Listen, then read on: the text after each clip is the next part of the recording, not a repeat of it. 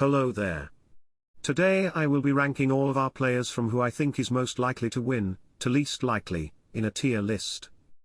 This will be based on how their game is looking going into next week, their potential long-term prospects, and how I think the edit is factoring into their chances to win or go far.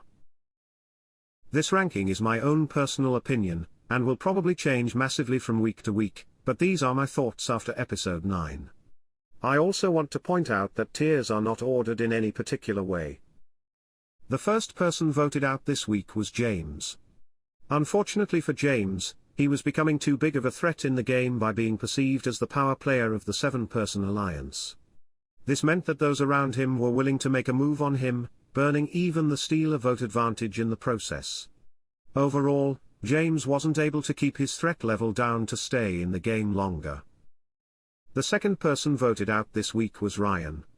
It's not super clear on why Ryan went home over Cassidy, but I am assuming that because Ryan was so inept strategically that Cody and Jesse decided it was better to build trust with a better player in Cassidy.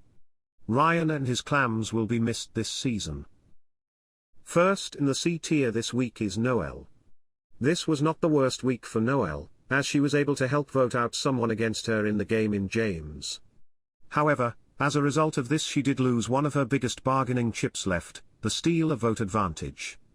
It does not seem that Noelle was able to form any strong alliances or relationships with this vote, so I fear that she will continue to have little power moving forward, but time will tell in this game. Next in the C tier this week is Owen. Owen's situation is similar to Noelle, where he was able to vote out someone that was against him in the game, but I still don't feel great about his position in the tribe. While it was entertaining to see him have conflict with James, it doesn't feel like he was able to gain any allies or alliances to vote him off. He was just another number in the vote. Owen and Noelle alike are both hoping for a shake-up in the game, or they could be going home very soon. First in the B tier this week is Gabler. Gabler has had an upward trajectory in recent episodes, and that didn't stop this episode either. Even though he has been relatively quiet, Gabler seems to have formed a solid relationship with many players left in the game.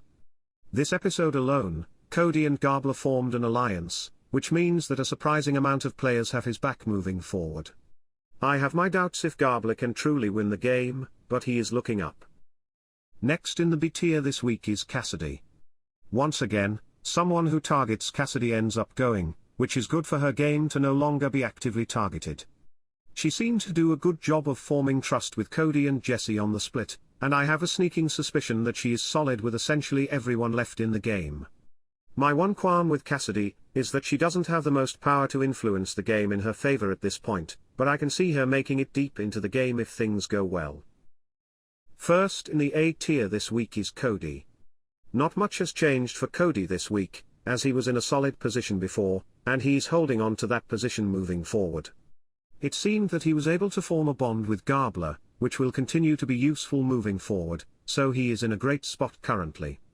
I do worry that he is the weaker of his duo with Jesse, but he still has a great chance to win the game if all else remains.